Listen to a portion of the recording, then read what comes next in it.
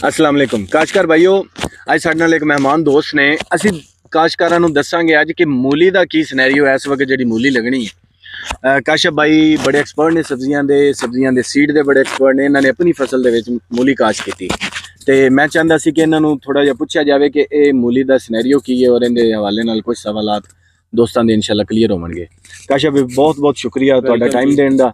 और थोड़ा जिहा दस्सिया जे ये केड़ी मूली काश कीती है इस वक्त ना जी तकरीबन आज 4 दिन हो गए ने मूली काश कीती ने। और गुटका मूली काश्त हुंदी है जून दे महीने विच। अच्छा और गुटका दे विच भी जिहड़ी ये वैरायटी लगाई गई है ये एवरेस्ट दे नाम तो तकी जापान ब्रांड दी मूली है। अच्छा। और MDS कंपनी पाकिस्तान दे अंदर इसकी डिस्ट्रीब्यूशन दे रही। ठीक है। और ये तकरीबन 100 ग्राम की डब्बी है जिहड़ी कि 1 एकड़ दे विच तकरीबन 15 तो 16 डब्बियां काश्त ਹੁੰਦੀਆਂ ਨੇ। ਅਸੀਂ ਖੇਲ ਤੁਸੀਂ ਦੇਖ ਰਹੇ ਹੋ ਨੈਰੋ ਖੇਲ ਹੈ ਜਿਹਨੂੰ ਕਿ ਆਮ ਲਫ਼ਜ਼ਾਂ ਵਿੱਚ ਤੁਸੀਂ ਕਹਿ ਸਕਦੇ ਹੋ ਕਿ ਜਿਹੜੀ ਗਾਜਰ ਦੀ ਖੇਲ ਹੁੰਦੀ ਨਾ, ਮਕਈ ਵਾਲੀ ਖੇਲ ਨਹੀਂ ਨਿਕਾਲੀ। ਉਹਦਾ ਬੈੱਡ ਖੁੱਲਾ ਹੁੰਦਾ ਹੈ ਔਰ ਉਹਦੇ ਤੇ ਕਾਸ਼ਤ ਵੀ ਨਾ ਕਰੋ ਕਿਉਂਕਿ ਉਹਦੇ ਤੇ ਬੀਜ ਘੱਟ ਲੱਗੇਗਾ। ਠੀਕ ਹੈ। ਔਰ ਉਹਦੀ ਵਜ੍ਹਾ ਤੋਂ ਅਲਟੀਮੇਟਲੀ ਫਿਰ ਝਾੜ ਵੀ ਕਮ ਹੋਏਗਾ। ਅੱਛਾ ਇਹ ਦੱਸੋ ਕਾਸ਼ਫ ਭਾਈ ਇਹ ਕਿੰਨਾ ਖਰਚਾ ਹੈ ਸੀਡ ਦਾ ਤੇ ਉਗਾਓ ਤੱਕ ਮੁਕੰਮਲ? तकरीबन 1 एकड़ का जोड़ा ये अपना गुटका मूली दे विच इंपोर्टेड बीज है ना, ये 30,000 रुपया खर्च है। और अगर तुसी देसी गुटका मूली लगाते हो छट्टा करके तुसी खेला निकाल देंगे हो, मकई वाली खेल भी निकाली जा सकती, उनका खर्चा बहुत माकूल है, 4-5 रुपया बीज का खर्चा है। जबकि इनका खर्चा बीज का 30,000 रुपया है। बाकी जमीन की तैयारी है, लेबर कास्ट है, पानी मामला। तकरीबन अगर तुसी हाइब्रिड बीज, चूंकि बीज महंगी आइटम है 30,000 रुपए का और देसी बीज 4,000 रुपए का, बड़ा डिफरेंस है। इस डिफरेंस को निकाल के ते बाकी खर्चा जड़ा ना वो जमीन की तैयारी या खादा का या 2-4 स्प्रेवां तकरीबन 50,000 रुपया खर्च होगा। 1.5 माह की फसल है, तकरीबन 1.5 माह की फसल है।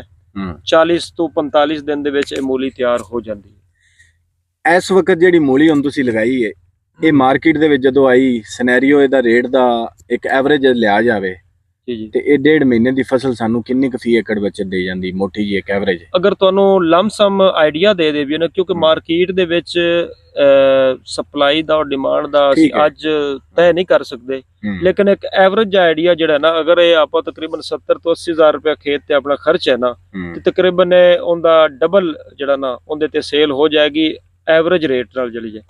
अगर बहुत अच्छा रेट मार्केट में मिलना शुरू हो जाए तो फिर प्रॉफिट तुहाडा इस तो वधन दा इम्कान हुंदा है।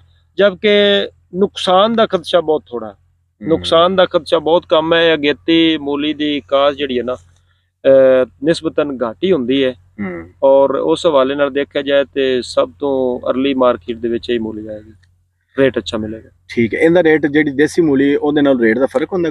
जी रेट ਦੇ ਵਿੱਚ ਫਰਕ ਹੁੰਦਾ ਹੈ, ਕਿਉਂਕਿ ਜਿਹੜੀ ਦੇਸੀ ਗੁਟਕਾ ਮੂਲੀ ਹੈ ਉਹਦਾ ਸਾਈਜ਼ ਔਰ ਉਹਦੀ ਰੰਗਤ ਉਹ ਇਹਦੀ ਕੁਆਲਿਟੀ ਦਾ ਮੁਕਾਬਲਾ ਨਹੀਂ ਕਰਦੀ। ਐਵਰੇਜ ਦਾ ਫਰਕ ਹੋਣਾ? ਐਵਰੇਜ ਵੀ ਤਕਰੀਬਨ ਉਹ ਉਸ ਐਵਰੇਜ ਦਾ ਇਸ ਤਰ੍ਹਾਂ ਹੈ ਨਾ ਜੀ, ਇਸ ਮੂਲੀ ਦਾ ਜਿਹੜਾ ਸਾਈਜ਼ ਹੈ ਉਹ ਦੂਸਰੀ ਆਪਣੀ ਦੇਸੀ ਗੁਟਕਾ ਮੂਲੀ ਨਾਲੋਂ ਲੰਬਾ ਸਾਈਜ਼ ਹੁੰਦਾ ਹੈ। ਰੰਗਤ ਵਿੱਚ ਸਫੇਦੀ ਜ਼ਿਆਦਾ ਹੁੰਦੀ ਜਿੰਦੀ ਵਜ੍ਹਾ ਤੋਂ ਝਾੜ ਜਾਂ ਵਜ਼ਨ ਵੀ ਨਿਸਬਤਨ ਦੁਗਣੀ ਝਾੜ ਦਿੰਦੀ ਹੈ। ਜਿਹੜੀ ਇੰਪੋਰਟਡ ਹਾਈਬ੍ਰਿਡ ਬੀਜ ਹੈ ਦੇਸੀ ਦੀ ਨਿਸਬਤ ਕਮ ਅਜ਼ ਕਮ ਦੁਗਣਾ ਝਾੜ ਆਏਗਾ। ਠੀਕ ਹੋ ਗਿਆ। ਤੇ ਬਾਕੀ ਇਹਦੇ ਤੇ ਕੋਈ ਖਾਸ ਖਰਚਾ ਸਪਰੇ ਜਾਂ ਦਵਾਈ ਜਾਂ ਬਿਮਾਰੀ ਕੋਈ ਐਸੀ ਪੈਂਦੀ ਹੋਵੇ ਕਿ ਕੋਈ ਬਹੁਤ ਜ਼ਿਆਦਾ ਇhtiyat? खास कोई बहुत एहतियात को नहीं। तुहाडे जमीन की तैयारी अच्छी होवे, अच्छे निकास वाली जमीन होवे, चोपा काश्त है या छट्टा काश्त है, जड़ी बूटियां दा कंट्रोल सब तो अहम है। जेड़ा कि तुसी बीज छट्टा करन दे टाइम ते 24 घंटे वाली स्प्रे करनी, उस तो बाद जड़ी बूटियां दा कंट्रोल नामुमकिन है। सब तो अहम पहलू जड़ी बूटियां दा कंट्रोल है, उसनू बर वक्त कंट्रोल करो। बाकी नॉर्मली पेस्ट दा हमला हुंदा है जिंदे विच वाइट फ्लाई है, कुछ हल्की फुल्की सुंडी आ जाती है, वो जी उगाओ तो फौरी बाद ही कीड़ी सुंडी वाला स्प्रे करवाओ। ठीक है जी। और नॉर्मल 3 तो 4 स्प्रेवां होणगियां, कोई इतना मेजर जड़ा ना पेस्ट का वो मामला नहीं है। मेरे ख्याल जो ना जर्मीनेशन पूरी हो गई है, मैं देख रहा अच्छी जर्मीनेशन हुई जी जी। ਇਹ ਜਿਹੜਾ ਹੁਣ ਅੱਗੇ ਬਾਰਿਸ਼ਾਂ ਦਾ ਸਪੈਲ ਹੈ ਇਹਨੂੰ ਬਰਦਾਸ਼ਤ ਕਰ ਜਾਏਗੀ? ਸੈਂਸਿਟਿਵ ਹੁੰਦੀ ਹੈ ਜਾਂ ਈਜ਼ੀ ਲੈਂਦੀ ਹੈ? ਜੀ ਉਸ ਦੇ ਹਵਾਲੇ ਨਾਲ ਤੁਹਾਨੂੰ ਦੱਸ ਦਿੱਤਾ ਜਾਵੇ, ਸਭ ਤੋਂ ਸੈਂਸਿਟਿਵ ਕ੍ਰੌਪ ਜਿਹੜੀ ਹੈ ਨਾ ਅੱਜ ਕੱਲ ਤਿਲ ਦੀ ਕਾਸ਼ ਬਹੁਤ ਜ਼ਿਆਦਾ ਹੋਈ ਹੋਈ ਹੈ ਔਰ ਪਾਣੀ ਦੀ बहुत सेंसिटिव क्रॉप है।